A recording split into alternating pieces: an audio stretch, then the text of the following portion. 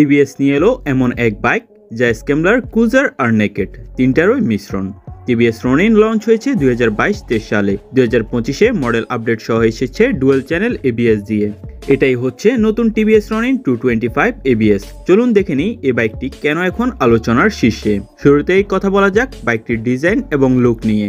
রনিনের ডিজাইনে আছে এক unique style, retro round LED headlight, signature T আকারের ডিআরএল, চড়া ট্যাঙ্ক আর স্পোর্টি অ্যালো হুইল। চাকা মোটা, ফ্রন্টে 110 মিলিমিটার আর রিয়ারে 130 মিলিমিটার টায়ার, একদম স্ক্যাম্বলার লুক। এক কথায় এই বাইকটা আলাদা, এটা রাস্তায় দেখলেই চোখে পড়বে।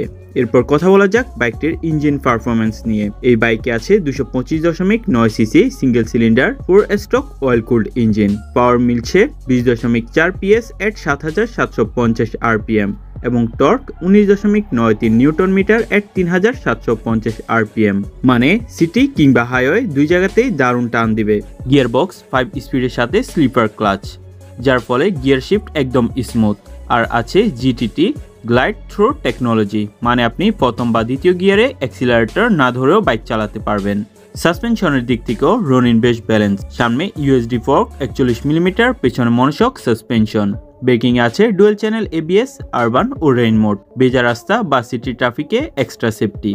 রনিনের স্পিডোমিটার একদম ফুল ডিজিটাল। এতে আছে টিভিএস স্মার্ট এক্স কানেক্ট, যার মাধ্যমে আপনি ফোন কল, নেভিগেশন ও নোটিফিকেশন পেতে পারেন। এলইডি হেডল্যাম্প, টেল ল্যাম্প, টার্ন সিগন্যাল সবই ফুল এলইডি।